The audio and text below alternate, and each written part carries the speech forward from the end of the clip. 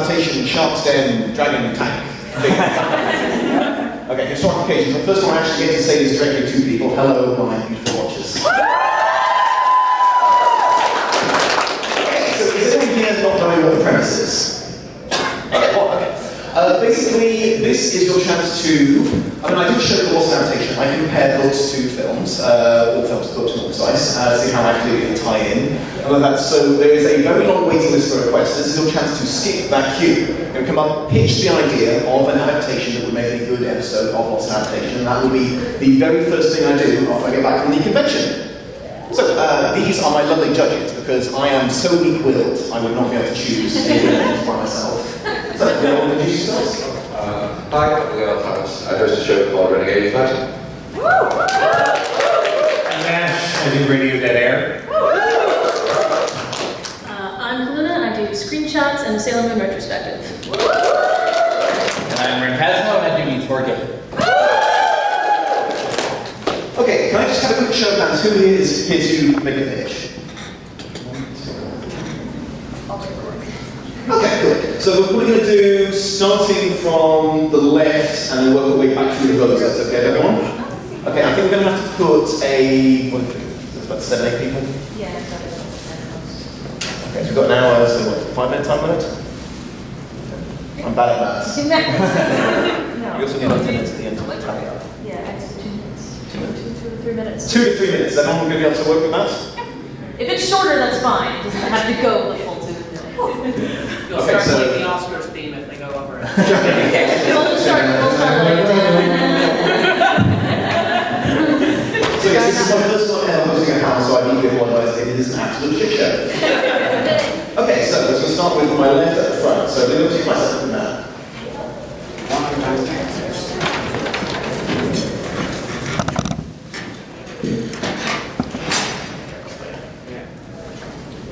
Your turn. Hi. What's your name? Richard. Big, because we have the chart. Okay. And Members of the jury. I feel important now. Ladies and gentlemen, I am here to present what you might call, well, If you want to start with... no. I'm fine with these. This is a long list. If you've ever heard of Murdoch Mysteries, or as it's known in America, The Artful Detective, there were 3 TV movies that were on Canadian television. We want you to can't come. That they're called Except the Dying, Under the Dragon's Tail, and Four Toms of Cold. And they're based on these Canadian mystery novels. And they're set in late 1800s Canada, Toronto. Okay. Also, 4 more books, 2 Civil War books, they're actual movies. One is Gods and Generals, the other is The Killer Angels, but it's movies called Gettysburg because apparently when they showed it in the previews, people got confused, thought it was about the Hells Angels biker gang for some reason. And the last 2 are based on James Ellroy books. It's The Black Dahlia and LA Confidential. And they're apparently Black Dahlia adaptation, at least the actual cut, is pretty bad, and Ellroy has disowned it, and he much prefers the director's cut of that movie. But the film adaptation of LA Confidential has won Oscars, so it must be somewhat good. Is there any particular reason why you think these work for an episode for him in particular?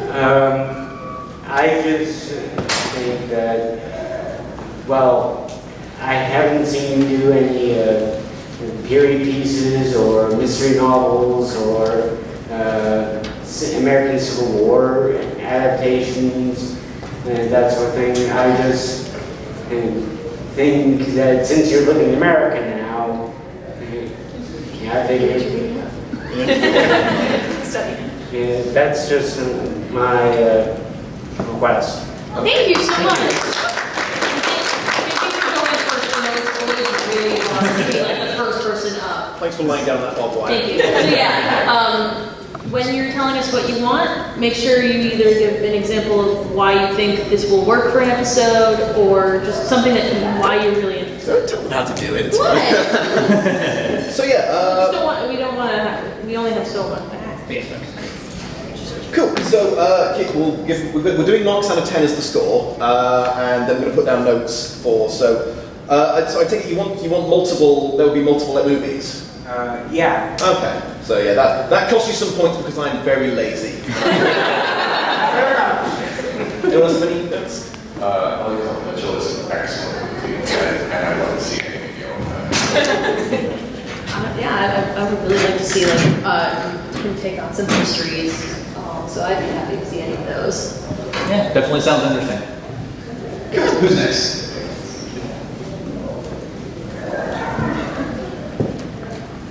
No. Laura? Wes. Find the Holy Grail! I would like to see you do a dumb Oscar with Sherlock Holmes, because there's so many different movies, the BBC show, and then it gives there's a lot of new people coming into Sherlock Holmes through newer styles through that, and it would be interesting to see old style the classic written books and how it compares to modern media, and then also introducing the new fandom to the old books. Okay. And you haven't done a Dom's Oscar since the Christmas Carol. Yeah. Why is that? I'm lazy. It's so I first introduced the Dumb Oscars because I thought it'd be an easy way out, because I wouldn't have to talk about that much about each movie, but I didn't factor in having to watch all of the movies. So I was watching one movie after another, after another, after another. I was learning the plot beats off by heart, so that was fun. At least Sherlock has different stories throughout all the movies. Yeah. So do you have a personal favourite, Holmes? It's really classic, but I do love the BBC version with Benedict Cumberbatch. That was sort of my first introduction to Sherlock Holmes, because I'm dyslexic, so I have trouble reading. So I wanted to read the books, but I couldn't understand them. So I would read them over and over and over again and not quite get what it was meaning. So sort of that was an introduction for me, and it was a way for me to get introduced to this world. And now that I have sort of more background knowledge on it, the books make more sense. So it's just nice to see how different medias change it for different people. Gotcha. Awesome. My first experience with Sherlock Holmes was studying at Scarlet, which I don't know if you know this, there's a massive segue right in the middle where he complains about the Mormon Mafia.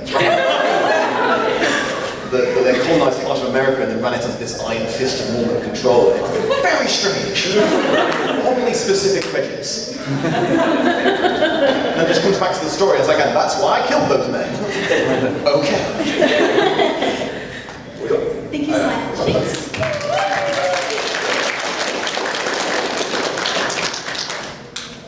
Yeah, no, that is definitely something I would. I've been meaning to do Dumb Oscars, and it's a toss-up between Holmes or Peter Pan at this point. So let's go push it in that favour. We revise.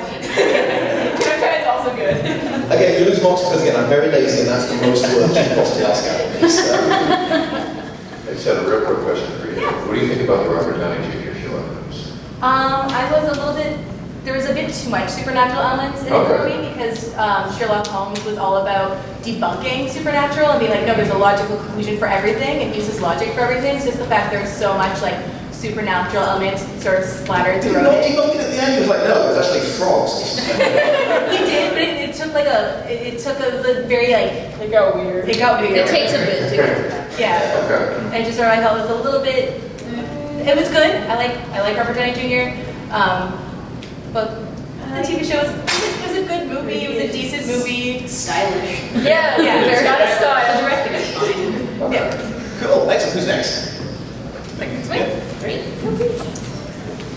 Hi there, my name is Mackenzie, not Princess Peach, like I think someone just said. And I'm going to appeal your laziness. The book for this would probably take you I'm definitely sure it would have been anything else I think you've ever done, because it's literally a children's book. Oh. I am suggesting that you do the most recent adaptation of The Little Prince, which is a movie that released in Canada in cinemas for like about a week, but never got in cinemas released anywhere else because of a very complicated copyright issue, but is an incredibly indirect adaptation, which also covers all of the plot in the book and is a genuinely good movie. So it won't be unpleasant in any way. Okay. And the book is short. I like the sound of that. Okay. And this was, so it says Canadian movie. No, the movie was a French-American co-production directed by the guy who did Kung Fu Panda 3. Panda 1 and 2, I think. Actually, not the third one. Okay. But it's an animated film, half CG, half stop motion. Okay, when did it come out? It came out in 2016. Okay, so it's just old enough that the purples wouldn't be correct. Just old enough. Also, never really released in cinemas, so it didn't get as much like attention worldwide, so it might be easier to slip under as well on that merit. Okay. I don't think anybody cares about it. Any questions? Oh, it's not in French, by the way. Okay. It's English. No reading. Okay, that seems pretty self-explanatory. Excellent. Cool. Yeah, no, you definitely get points for appealing to my laziness. It sounds a little bit obscure, so it might, yeah. It's on Netflix now, so. Okay, so has anyone seen it? And the book is Okay. But it's a beautiful movie. Gotcha.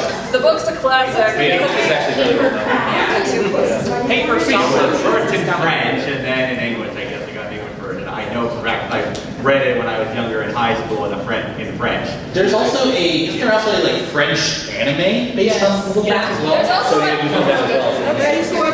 There's also a 1970s musical, which is a reasonable switch out for this. The 1970s musical has Gene Wilder as the fox. Ooh. So is he little because he's young, or is he of short stature? The Little Prince is literally a child who lives on an asteroid in space. You have one The story is very basically, the Little Prince is a tiny child who lives on an asteroid in space who ends up on Earth after he runs away from a relationship he has with a flower. And then he... Wait, is this Undertale?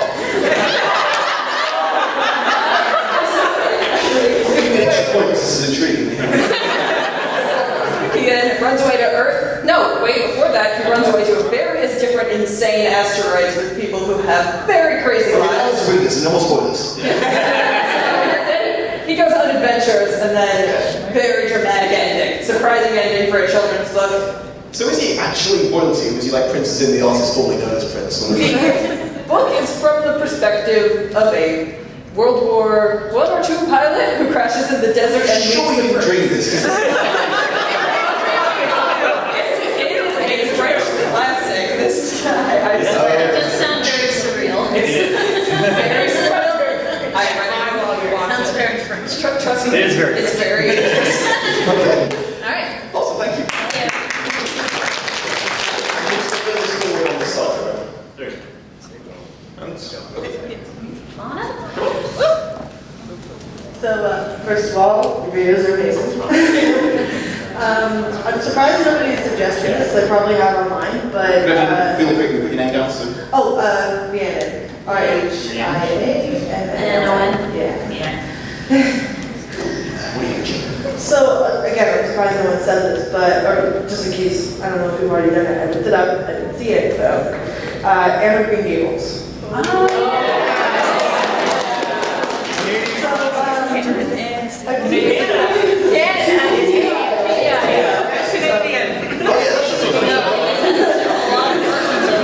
curious to know which one you Yeah, okay, so I grew up with a cartoon, which I really liked because it was so fantastical for something that I found once I read the book really boring. Like, it was basically just her life, and she was essentially no different than like a pioneer girl, so very boring. Little House on the Prairie. Yeah, exactly. It's so boring. But She smashes dudes' heads in. she's a total badass, but she's like a badass for like prairie days. So, Not a bad. pretty awesome, yeah. But the cartoon in particular, because it is so far-fetched from the book, they basically put, like there's a talking tree for some reason. Nobody knows why, no one addresses it, it just talks. I don't, This is in the cartoon? yeah, Okay. yeah. And it ran on TVO for quite a while, and yeah, it's just something I grew up with. And again, the books are just so, like, so different. The books are totally normal in like everyday life, and then cartoons just like, yeah, no, so I have a grandmother that talks, it is a tree, so. Yeah. Does she get to dye her hair? No. That's like the one interesting part of the book. I actually don't know. This whole thing is basically just actually for kids, so every episode's a new lesson that they learn. And, Okay. yeah, so it's interesting, and I hope I see a video of it. Gotcha. Yeah. Okay. What year was this cartoon airing? In the 90s. I watched it in like the 2000s. I just have to make sure we're. 90s were weird. So is everyone who's seen this then? All Canadians. Everybody who had TVO. Canadians are held hostage legally by our media system. Yeah, I've seen the CBC. There's a new Anne of Green Gables TV show now that's on Netflix that's live action. That's what I thought you were gonna mention. There's also So many adaptations. Does she get it? Freaking love it. Is this a cartoon show or a cartoon movie? It was a cartoon show. And how are the books split up over the episodes? So, I honestly don't know, because they are very, very different. Because, like, I don't know if anyone can help me, but... It might be able to get that story. I don't know. Like, creators on drugs, I'm pretty sure. Percy was almost in name only. Almost. Not quite, they do adapt bits here and there, but for the most part, the cartoon was in name only. There were actually more accurate dramas. There was a 90s, early 2000s drama that came out with CBC, and of course the current one on Netflix are much more closer to the book. And in addition, the animated series also incorporates elements from a different TV show that kind of takes place later on called Road to Avonlea, which is inspired by Lucy Maud Montgomery's works, but are not directly adapted. That show was, I really liked it, Road to Avonlea. That was so good. Yeah. I hope you like Canada.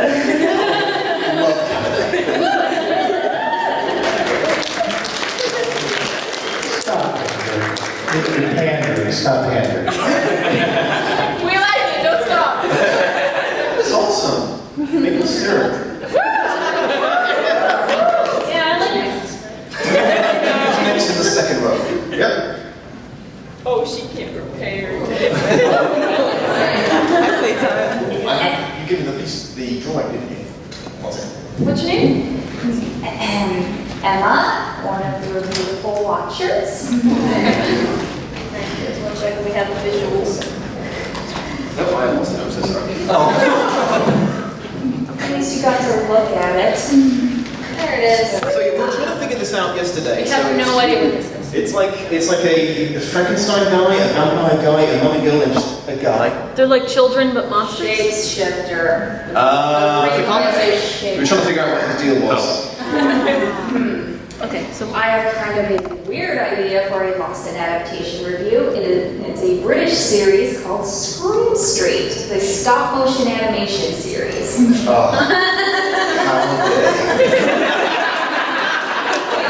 They have to make it, you just have to watch it. These guys do not have a weird and unexplainable fear of stop motion. It's like arachnophobia, but with animation. Now, the show is about a talented, clever, incredibly handsome, and all-around awesome shapeshifter named Dixon as he juggles school and a full-time job as apprentice to the mayor of Scream Street, a community of monsters, vampires, werewolves, zombies, separated from the human world. It's a dirty job, but someone's got to do it. And there's also this werewolf, vampire, and mummy, and they go out of their way to make Dixon and the mayor's jobs difficult, spoil all their plans for the town. The books are similar, but with more of an overarching plot. So it's a very, very loose adaptation. Vixen and Mayor Otto have to stop the trio of troublemakers from gathering these relics to make this stupid wish to open a portal to the normal world. And when they fail and try to make the best of a bad situation, use it to boost the economy and tourism Spring Street, those meddling kids try to return the relics to undo the wish. And it's up to Vixen and the Mayor to stop them. Now, benefits for this show, since I'm pretty sure I lost some points for it being a television adaptation of a book series and stop motion thing. There's exposure and attention for an unknown television and book series. And it is a challenge for a review. It's like your Game of Thrones reviews, television adaptation, and your Who Framed Roger Rabbit reviews, very, very, very loose adaptation combined. It will be something fresh and unique. And best of all, there's a great potential for a framing device. Since a shapeshifter is absolutely the star, you can have him impersonate you and have him host the review and until the very end when the real you comes in and exposes him. You're clever. That's much better than anything I All you have to do when acting the part is wear something green. Oh my, No. crap. Yeah, that literally made it disappear. Oh crap, she's almost here. Oh my God, it's just I'm so excited right now. Oh god. Those are locked. They do fire. Oh, gee, that was not long. There's 20 seconds left. Okay, it's really exciting. This tension is killing me. Okay, has anyone heard of this series? No. I'm so sorry I'm late.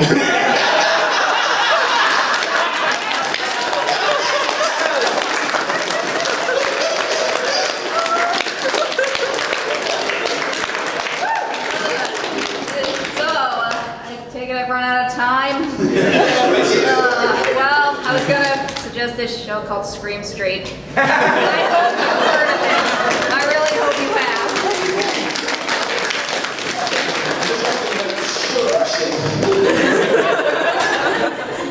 Excellent. All right. Who's next in the second row or third row? Okay, Super Mario. Really, Super Mario. So my name is Nathan. Hello, Nathan. And I am going to suggest the novel and movie versions of A Winter's Tale. Which is going to appeal to the weirdness again. The story revolves around an immigrant in America, in New York in the early 20th century, who his parents are turned away at Ellis Island, so in order to, not basically have him suffer returning to their home country, they put him in a model boat and send him off towards the harbor. And he's found and eventually raised by a Irish crime boss. And then from there it gets much, much weirder. It's a story that involves literal demons, literal miracles, time travel, and immortality. And I don't really want to say too much more than that because there's a lot of things you can dig into in this story. What's interesting about the movie is that it doesn't really do much legwork in translating the magical realist elements that work in a novel into something that works cinematically. So the movie is just a lot of very weird things happening and not a lot of context. And I think that's something that will be really interesting for your show. Okay. So, yeah, there you go. Thank you.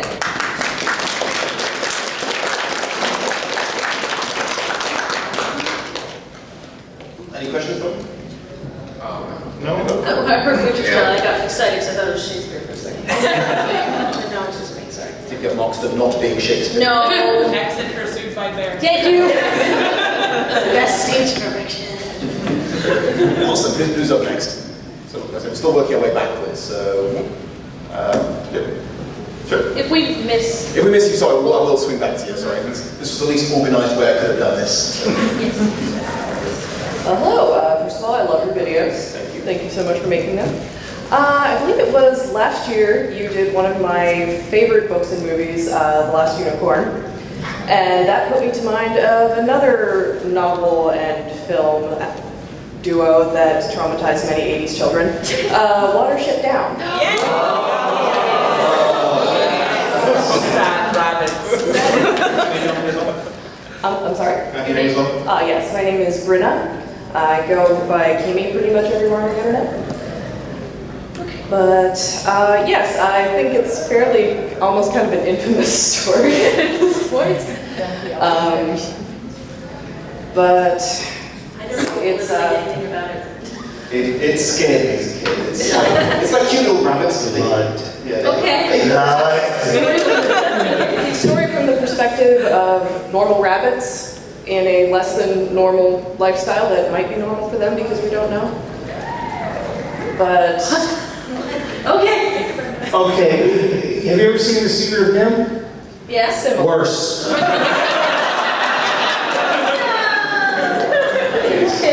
Terrifying. Yes, I love it. Rabbits and violence. Yes. But why is it called Marshall? that's the name of the area of land they live on. Okay. I was like, that was not a So let me think you make a good episode aside from you want to see me cry. Well, tying it into a similar theme of the animation and a book that maybe a lot of people have seen the film but didn't know there was a book or haven't read the book.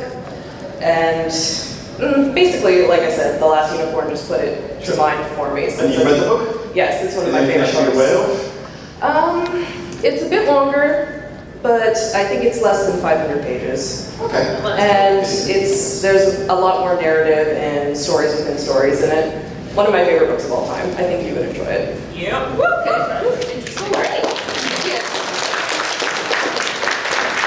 People will want to see a video on this just on perverse curiosity. It definitely has name value, because even if I've never heard of it, or I've never seen it, I've heard of the movie, so. We study in grade 6. I just watched the movie in class. You showed it to children? It's wonderful. It's horrifying. I think Netflix this week. It's a horrifying movie, and they show it to very small children. I love that. They've already used that. Awesome. So who's next? Going for the top. It's a Dipper. Is that? Dipper. I'm cool. I knew that. You have to post it. My name's Ryan. You met all of you, and it's hard for me to choose which one, because mine's going to be an animated adaptation, because there's several animated films and lots of mainstream animated films adapted from popular books. But the one that I was thinking of, DreamWorks has adapted a lot of books into animated films. But one that I think would get used to reviews would be their adaptation of Captain Underpants. Oh, yeah. Now, the interesting thing about this movie is that it stays very true to the books, like both visually, writing-wise, and everything else, but it doesn't stick to just one book. It takes elements mainly from the second book, the first book, the second book, and the fourth book. It has the structure of the original book, showing like how Captain Underpants came to be, how these two little boys, they hypnotized their principal into becoming the comic book creation they made. And it takes elements from the fourth book, because it has the main villain literally named Professor Poopy Pants. What about all that? This is I'm with it. I really liked those books as a kid. So what you're saying is, I would need to read multiple books. Yeah, but they're very short. They're kids' books. Maybe the first four. There's 7 original books. There's like, I think 3 or 4 books that came out afterwards, but maybe the first 4 you have to read in order to get for the movie. they're also half picture books. Yeah, like Children's books. Yeah. Okay. And so this is just sort of sheer popularity you think you want to get. Yeah, especially given how popular the books are and how acclaimed the movie is, it'd probably be getting the most views. Okay. He was saying before how it sticks to the books, but it's taking elements from multiple books. So while it's accurate, it's not the first one completely. But it still works in the movie reasonably well? Seamlessly. It is a very fun series. It's a good, yeah. It's not as purely juvenile as the name makes it sound. It's smarter than the book series named Cabin Underpants you think would be. Yeah, there's a lot of subtle jokes I didn't get as a kid. Awesome. Yeah. Anyone got any questions? Any questions, feedback? Anyone? I read them or seen them, so I can't really comment. Yeah, I do know that they're super popular. They're really good. I really liked reading those books as a kid because they interact a lot. It has this element where you would do flip books with them. Yeah, flip and so around. you would do it's like a punch, bam, and you like play with them. So they were really fun interactive books. So I was curious to see how they would adapt that. There's lots of fourth wall breaking too. So Yes, a lot of listen. The books are in the movie are very self. And plus the movie has different animation styles too, so it's very visually interesting. And it doesn't look like any other DreamWorks movies because they actually outsourced the animation to a Canadian studio in Montreal to save on costs. And does anything better. Awesome. Thank you. Thank you, you're welcome. I absolutely love Nash's damage for washing down his blood. Who's next? Yourself. We've never met before, have we? I don't think so. But you're going to try my amazing tonic. No, I don't think so. Okay. Okay. And sorry, it's a little hard. Sorry. All right. My suggestion would be it's kind of similar to the previous suggestion in that they kind of took several books from a series and tried it and just kind of blended several elements into a salad essentially. But it's lesser known, so that may be a point against me. But the movie is called Legends of the Pool. The books are called Guardians of the Pool.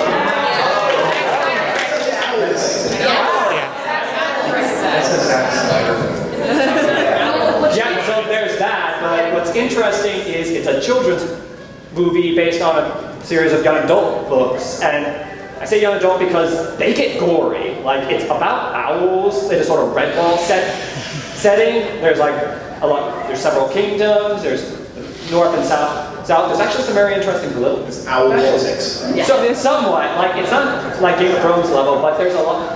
But the world keeps expanding as the book series continues, and it even starts to involve other animals and how they interact with the owls, and a pretty extensive mythology. Like, she eventually took the bits and pieces that she wrote and wrote like a whole, what was supposed to be a sub-series, instead turned into 3 of the main books. But anyway, it takes the first 3 books, the capture, the journey, and I believe it's either the kidnapping. I'm trying to remember. It's been a while since I've read them. I loved them as a kid. But it sort of takes these different elements and combines them. But it keeps the basic premise of a young owl child falls from his home and is now. And at first, it just looks like he's going to get eaten by a raccoon or something that's looking for a snack. But instead, he gets captured by these strange owls and taken to a place called St. Aggie's, where they are pretty much kidnapping young owlets and then brainwashing them. And there's a lot of seeds planted in the first book. And the movie keeps this same premise, but it changes a few things, like his rubber club is brought along. It brings the original main villains to the forefront, where they were originally, there was even a weird foreshadowing where they find a dying owl in the second book, and it's was it St. Agnes? And it's I wish. But they're very interesting books. It's kind of interesting to see how they take these different elements, what characters kind of get the main stage, and also how they change some things. Like the main 2, Soren and Gylfi, they are very close to their counterparts, but the other 2 of the band, the main 4, Digger and Twilight, it kind of seems like they took weird elements from the books. Digger was very quiet and stuff, but they seem to have taken he mentioned that his mother had a great sense of humor, and they seem to have taken that, and Twilight, who's the big muscle of the group. So twitching every time you say Twilight. Sorry. All right, the big owl. They kind of changed him a bit, and he's not so much he's a big warrior, but they almost kind of take he had this weird thing where he would like start chanting, almost like rapping at all of these, at his enemies, and they would just not know what to do with it, and they make him like a singer, like or a poet in the movie. But and there's a lot of things that change. They change, and whether or not it works kind of depends. But it seems a lot of people like the movie, and I'm surprised so many people got a reaction like it did. So yeah, it could be interesting from an adaptation-wise. You'd have to do more reading, but they're pretty short books. How many books would there be? 3 books, and they're not too long. Are all 3 books into the same movie, or were there 3 movies? 3 books, 1 movie. They're not super long, and the writing style is pretty easy to read. What's your name? Aiden. Aiden. Yeah. I might pitch the name thing next year. It seems invasive. Okay. I'm very I think we're out of time. So thank you. Thank you. Awesome. Thank you. It's her. There you go. Come forward. Hi, so my name is Crystal, and I want to put forward Stardust by Neil Gaiman. Just mention Gaiman. I think it's a perfect choice for an adaptation because of the sheer amount of differences between the film and the book. For example, the change in Tristram's appearance and his mother's, bringing it less from a fantasy setting in the book and more into a typical movie trope of shying away from the more physical appearance fantasy and more based on magical spells and special effects being fantasy. I mean, his mom had cat ears in the book, and in the movie she's just a hot human-looking lady who turns into a bird. The general tone of the two, the tone of the two is vastly different as well, with the book taking on more of a dark fantasy feel. I mean, spoilers, but in the book, in the book, unicorn gets its throat slit and then turned into a unicorn zombie, and then beheaded for a ritual Skype call. I'm gonna write down ritual Skype call. Meanwhile, the movie is this camp, high-flying adventure with witty remarks and a hilarious cross-dressing Robert De Niro, which is also far different from the book version of the character. The movie has a far more similar tone to The Princess Bride, which is still good, but very different from the book. The book was complicated for The Princess Bride. It's a similar shift. And then there's a difference between the endings. The massive shift from the book to the novel is honestly jarring. To go from a simple and refined ending that showed true to the budding adventurer shown interest in the book, and how after years of venturing and leaving his mom in charge to run the country without really giving her a choice in the matter, he becomes an amazing, effective leader, and how instead of using, how in the movie he uses the Babylon candle to send him leaving back up to live magically forever with the stars, how in the book he actually dies and she takes over running the kingdom. And I found that was forever. Yeah, pretty much forever. She just becomes doesn't go well. Yeah. Meanwhile, in the book, it does lead to a pretty awesome fight scene. Even though the voodoo dance in the sky was a bit weird. At least in the movie, movie ending was awesome until they brought in the strange powers that decided to give Levine the star. In the book, she doesn't really have powers. Yeah, she gets sparkly and stuff when she's happy, but being able to go supernova and incinerate people with her glowing powers, that was a little bizarre in my opinion. Also, a complete X not gonna move. Yeah. If you compare them on their own, both stories are good. The movie is a good movie, I enjoyed it. The truth is that as an adaptation of a really good book, it's very different, which is why I think it makes a good choice.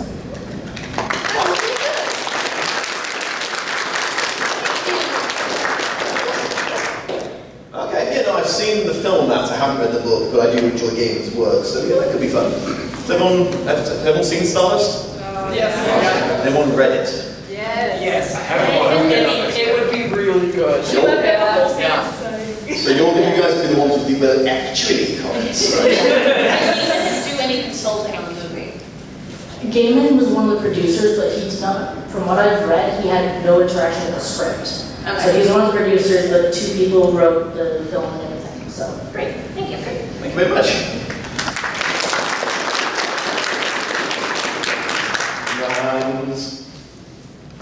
Who's that? Oh, sorry, I didn't miss you. No, I literally just logged mine now, and I feel like it's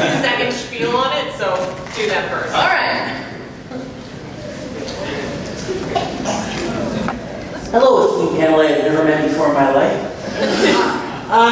What I suggest is actually one of Stephen King's second book, Salem's Lot.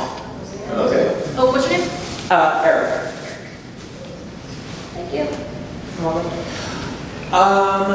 Yeah, so they're actually, it's a bit, I mean, there are longer books, but it's pretty dense, but it's so engrossing that, it kind of, you just flip.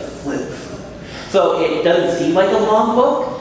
And what I find interesting is that there are two adaptations. One was actually 3 years after the book was published. It was kind of like with David Crichton and Westworld. There was a miniseries in the 70s, and it had some minor changes as well, and there was one in the early 2000s with some major changes also, so you can pick or choose which one you want to do, Also, if you want to come back to in adaptation only, there's Return to Salem's Lot, which has almost nothing to do with the thing. It's just, it is such a great novel. It's just dripped with atmosphere, and you want to learn a little bit about it, what it's about? Or have you heard about Salem's Lot? I've seen bits of the TV movie, I think. Oh, okay. But it's basically, a vampire. I was about to say, it's other thing with the vampire. And the interesting story is, after the success of Carrie, he was trying to come up with new ideas, and kind of like, what if Dracula came to modern day United States? And his wife said, he'd probably get run over by a cat and mugged, So he's kind of like, okay, not the big city, so let's say Maine, that's not going to get old, And, just build from there, So I think I know you're going to, personally, suggest this because I think you would love the book, and I think it would make a really interesting episode, So you can do so much with it, So on upside, you have freedom to do what you want. And is it scary? The book? Yeah. It can get very dark and very creepy. I guess, yeah, it is. Oh. Sorry, something you said earlier is basically imagining like Stephen King being like, where should I set my next book? How about maybe? Here's the dreamy thing, He's a maniac. Okay. Excellent. Anyone have any questions? No. Okay.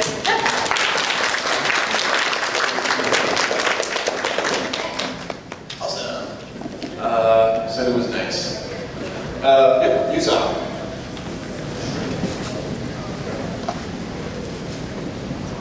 Hi, my name is Fraser. So the book/movie I would like to suggest is How to Train Your Dragon. Now, I know the movie has been very popular, and I don't think the book is quite as popular, but I think there's a lot of differences between the two that can be really, really shine through. Like in the book, they already domesticated the dragons, and your rite of passage is actually going and training your first dragon, where in the movie, you fight the dragons, you kill them. Killing your dragon is the rite of passage, and it's instead of in the movie where it's rebelling against your father, in the book it's very trying to make your father proud and just continuing his lineage.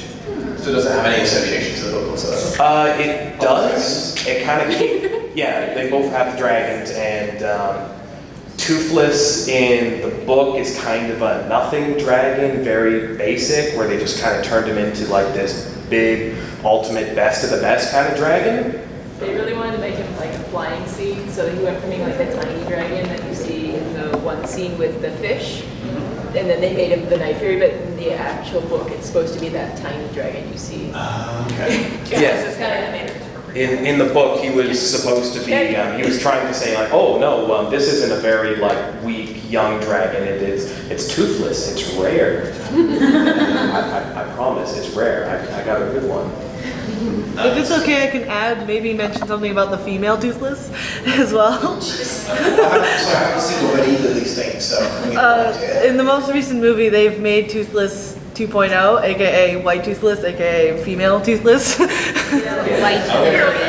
Yeah, and it just yeah, it seemed like a very Lilo and Stitch moment where it was like, let's bring in the female version. So we're having to cut down on time slightly because there's more people putting up their hands in the front. So do you have anything else you want to add? No, that was everything. All right. Okay, thank you very much. Great, thank you. You want to go next? Sure. I'll make mine short because I literally just thought of it now. Okay. So what's your name? I'm Heather. Oh, hey. Hi. So the one I just thought of was maybe lawn stalking, and it was I thought of it from the Anna Green Gables thing. It's a classic book series. I think you probably only have to read the first one. I think there's an older movie. I think it was in the 70s. Yep. And then there was a Canadian animated movie. I remember, yeah, it was on TV a lot in Canada, so like that's the one I've got the most nostalgia for. Basically, Pippi is like, I think she's like 10. She lives by herself in a giant house. She has a horse named Mr. Nelson. She has a pet monkey. Her father is a pirate, and she's super strong. Yeah. No one knows. There's no reason. Her mother doesn't exist. Like, I don't think she's ever brought, like, she's sad about it, but I don't think she's, like, ever brought up ever. And then the people in her city are completely buck wild. Oh, and a fun fact is that Hayao Miyazaki kind of thought about making it into a movie at one point. Yeah. That's it. How they be able to touch it, so. Yeah, that's fair. But he didn't, so you can't. Yeah. That's it. Great, thank you. You want to go next? Sorry, you were next, sorry. I'll do you after that.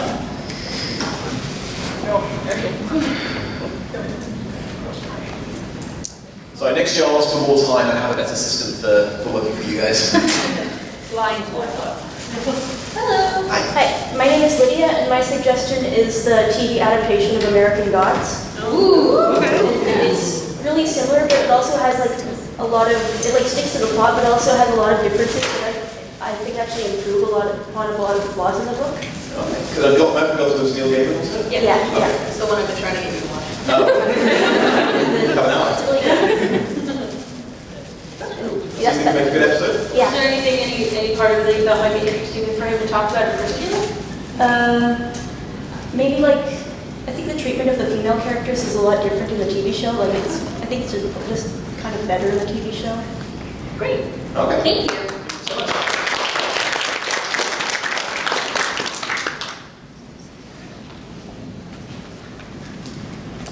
Hi, my name's Dale. Hey, Dale. Hi. So my suggestion is a book that's celebrating its 30th anniversary this year, and that's Dances with Wolves. Now, the movie is one of my favorite movies of all time, and it covers, the book and the movie cover themes that were ongoing relevant in the late 1800s and are still ongoing relevant now. So I think it would still appeal to a lot of people. On top of that, it's one of the books that I feel, or one of the movies that I feel is actually better than the book. And that's due to the way I think they sort of changed the end, and the movie fits in a lot better with what came before, what the character does and what he feels. You also have a lot of character development, relationships, comparisons between the white man and the natives and how they feel about nature, how they feel about each other, the relationships that they have with each other, and just taking a little time to understand each other, they become friends instead of the adversaries at the beginning of the book. So I think a lot of those themes, again, still relevant today and still ongoing in a lot of issues in various places. I keep copying that story. Yeah. And I was saying, my favorite part of Dances with Wolves is when he fights the general in the mech at the end. That's the sequel, I guess. But yeah, it's one of those rare movies that I've seen where I think the changes they made in the movie, they basically, the difference between the book and the movie kind of balance each other out. But the end of the movie just fits better with the character, I think, and it just pushes a little bit over the top and makes it a better movie than a book. So I think that would be a really great idea. Yeah, it'd be novel to see a better film. Yeah, it's very unusual. The only other film I've ever seen like that was Of Mice and Men with John Malkovich. Okay. Cool.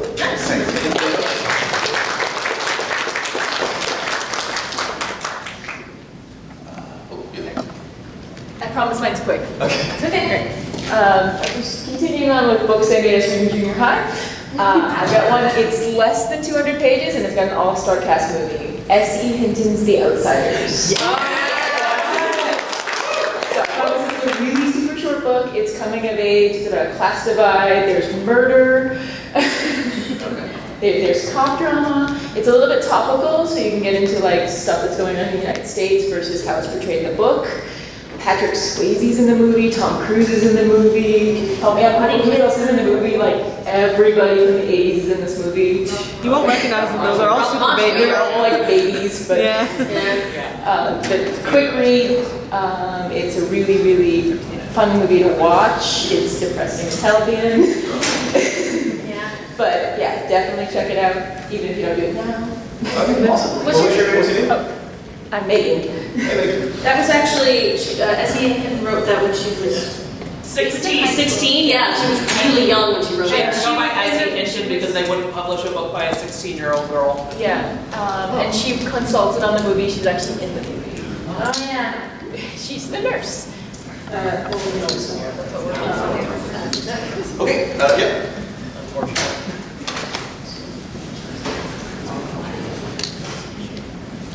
My name is Miriam, and I would like to suggest Jaws as for an episode. Partly because, like, a lot of people that I talk to about it don't know that it is an adaptation. The book was originally by Peter Benchley, I think. I had to read it for a class in college, and I'm pretty sure I'm the only person who absolutely despised it.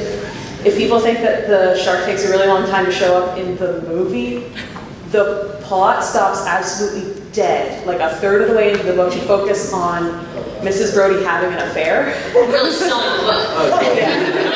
It's actually, it is in fact, I believe a case of the adaptation actually being an improvement on the original. Is kind of why I was thinking it would be a good episode. All right. I mean, they blamed the animatronics for the shark in the film. No.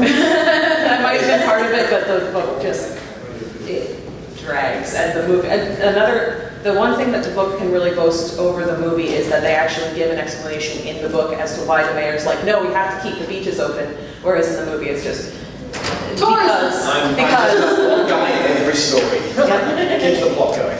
Pretty much. All right. Awesome, thank you so much. Not quite Power Ranger. No, it is Power. It is a Power Ranger. He's wearing Helmet's over here. I stopped watching after Mighty Morphing. It's Time Force. Time Force. Season 9, if it helps. Actually, although there was a moment where I almost like it pulled out an imaginary scroll on a laundry list because it just every time someone did something else, I had no idea what would come into my brain. And but since one crack me, it's like to appeal to your Canadian interests. I think a lot of fans love this one because it was also the movie was done by Edgar Wright, Scott Pilgrim versus the World.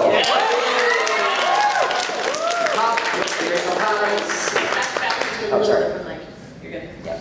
Okay. It was 6 volumes of like a manga-esque style comic book, black and white, written by Bryna and drawn by Bryna O'Malley. It basically is a commentary on his worldview, which was like music and geek culture. And the basic premise is Scott Pilgrim is a slacker 23-year-old who basically is living with his gay roommate in the middle of downtown Toronto, and they're basically trying to live their lives until he meets this really, really gorgeous girl named Ramona Flowers, who is an American who works for Amazon. And she has the ability to travel through his dreams in order to do her job because of this dimension called subspace that conveniently runs through his brain. And so he asks her out on a date, and she accepts with one caveat. If he wants to continue to date her, he has to defeat her 7 deadly evil exes. And there's a lot of and however, it all takes place in Toronto, and whenever he kills them, like a video game character, he levels up like an RPG. They explode into a bunch of coins. So a lot of video game tropes, a lot of nerd tropes, and I swear to you, there are times in the book where you're sitting there reading it, and it's like, I know every single person in this book. Because it's a really commentary on late 2000s, early 2010s. Didn't they make the movie before we didn't finish writing? Yes, volume 6, volume 6 was still being published while the film was shooting, although Brian O'Malley did give Edgar, he said, okay, this is what I'm doing for the 6th volume, do something with it. Yes. And although it turned out that while the key points are there, it's not quite There's right. a lot of differences. Yes, and also the overall theme at the end is different, whereas when the book did it one way, the film just like, goodbye. So, we're just gonna do that. Sorry, we're running out of time, so what's your name again? Matt. I just the Power Ranger. All right. Awesome. Okay, what about?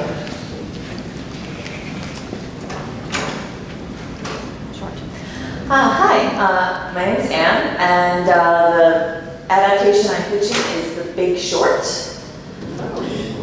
Because I think it'll be really interesting because it's definitely a world we're still living in and the consequences we're still living under. And it was interesting seeing it as an adaptation. I've read both the book and seen the movie several times because I'm a finance geek. But anyway, and it was interesting the choices they made in the adaptation and also in the film, like from a filmmaker's perspective, the choices they made, like the non-diegesis versus the diegetic moments to explain the complicated financial terms and like make it more approachable to people because like at that point Wall Street was like, no, that's how we make our money, it's like, you don't understand. And so the movie and both the book very much took this approach of like people need to understand this and the different approaches they took in order to help people understand this. Okay. Awesome. Great. Okay. Thank you. When did this come out? The book came out in 2011, and the movie came out it's either 15 or 16. Thank you. Great reason.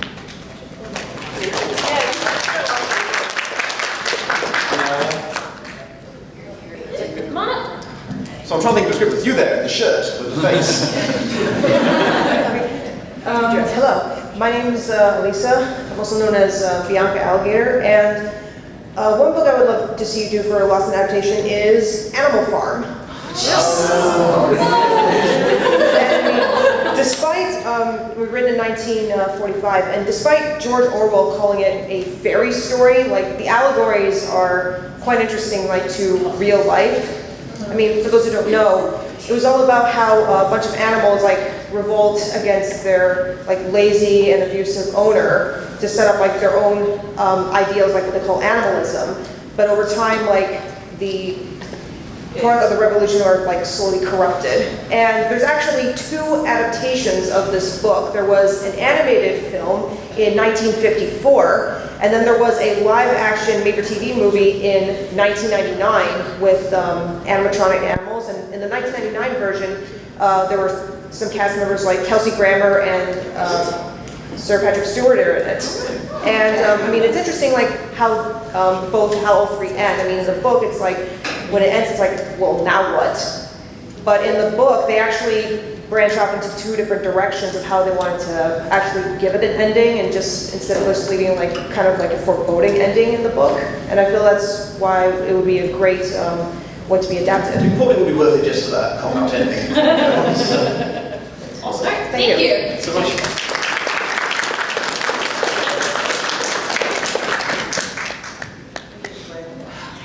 I think you're slightly closer. So. Yeah, well, I thought he had her hand up too, so technically I'm not the last person anymore. Yeah, well, we've got just enough time. We have to squeeze in about 1 minute each. Alright. And you have to have my Wikipedia page open for me because it's been a while since I read this book and watched the movie. There's a movie I watched in grade about 9, I think, when I was in French class. You heard of this book called The Count of Monte Cristo? Yes. Yeah. What are these? Oh, it's a bad thing. Seriously, is that bad? Okay, so I was just kind of give the gist of an action because there's a lot of detail, so I was just going to give the basics to speed it up, kind of. So basically, it's a story about a guy named Edmond Dantes who's just basically second mate to a French merchant vassal thing, and he has like a friend named Fermard who's kind of like jealous of him as a girlfriend. And this guy basically is kind of works for Napoleon in the sense that he's keeping secret documents and letters about, because it's French Revolution thing. But because like his friend is jealous and his other... Sorry, we're running out of time. I'm going to summarize real quick. What's the most... Basically, from what I understand, it's a story of revenge, and it's a story of revenge. He's trying to get back at his friends who are kind of... What's your name? It's quite interesting, very complicated, but it's... And there's a lot of adaptations. Yeah. There's a lot of interesting Which one in particular did you want? Which adaptation in particular were you looking for? Well, no, there's a... Dealer's choice sort of thing? The book and the movie are both different because the book I read ended at the end. We're out of time, I'm so sorry. The book, Josh. Thanks, Josh. And just saying that the book I read was a lot shorter than the movie I saw where he actually got his revenge because it got cut off when we were in it. Was weird. I don't know why. So there's one last person.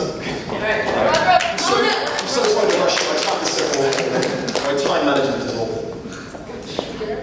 The suggestion I have is a book that is, I don't think you'll have any issues with copyright given it's several hundred years old. Nice. Beowulf.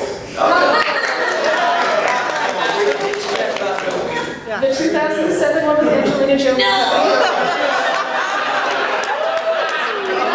That's actually the better one. It's the one if only because the general book is the hero shows up, kills the monster, monster's mom shows up, kills monster's mom, becomes king, eventually kills the dragon and dies.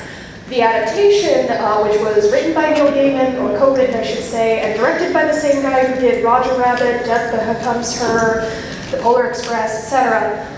They looked at, Neil Gaiman when he ended up co-writing it, looked into not necessarily what is in the story, what's not. So they ended up making all these changes that were not specifically not in the story, but could have been.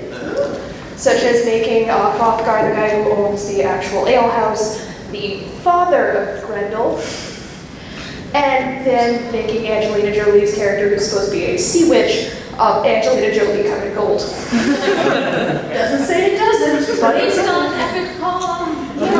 They were old English. I had to read it in old English.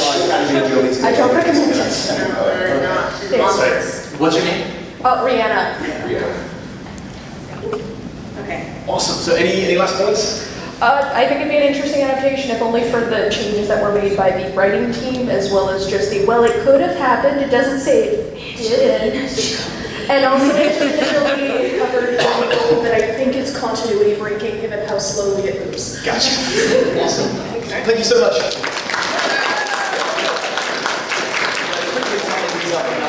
Just give us 2 minutes. 2 minutes.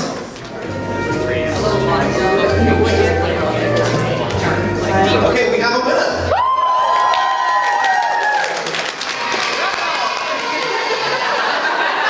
We'll second and third place in a minute, but the winner with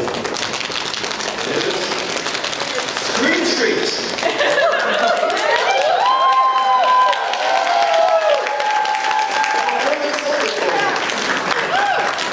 The doppelganger in Trachoma before you did an excellent job. I'll be sure to second place is a tie between The Little Prince and American Gods. You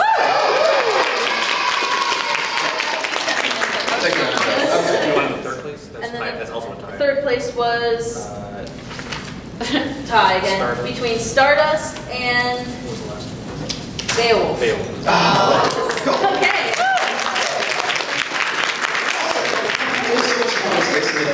Some pictures, and yeah, so you can expect to see Scream Sheet, I guess, in the future. Alright, if you participate, it doesn't look like we're being thrown out just yet, so if you want to come up and I'll do the photos for everyone.